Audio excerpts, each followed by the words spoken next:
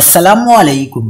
मुफ्ती आजम पाकिस्तान मुफ्ती मोहम्मद रफ़ी उस्मानी मनो मट्टी तले सुपर्दे खाक। नमाज जनाजा में इंसानों का समंदर उमड़ आया, शुरका धाड़े मार कर रोते रहे। क्या आप हालात हाजरा से आगाही हासिल करना चाहते हैं?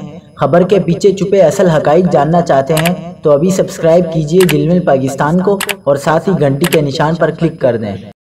आपको बताते चले कि मुफ्ती आजम पाकिस्तान व सदर दारुल उलूम कराची मुफ्ती मोहम्मद रफ़ी उस्मानी की नमाज जनाजा इतवार की सुबह मुफ्ती मोहम्मद तकी उस्मानी की इमामत में अदा कर दी गई।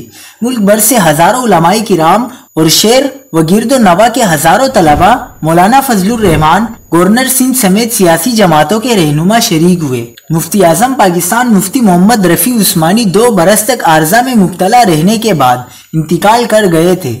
मुफ्ती रफ़ी उस्मानी की तदफीन उनके वालिद मुफ्ती शफी उस्मानी और वालिदा की कब्र के दरमियान की गई। दारुल उलूम कराची की मस्जिद में 5 से 10 हजार अफराद आ सकते हैं, जिसके सहन में इससे भी बड़ी तादाद जमा हो सकती है, जबकि मस्जिद के अंदर, सहन और इतराफ में भी उतनी ही तादाद जनाजे में शरीक थी। इसके अलावा शारा दारुल उलूम और बाहिर चौरंगी तक लोग लाइनों में मौजूद थे, जबकि जनाजे का वक्त 9 बजे था और लोगों की मुसलसल आमद के पेश नजर जनाजा 9:17 पर अदा किया गया।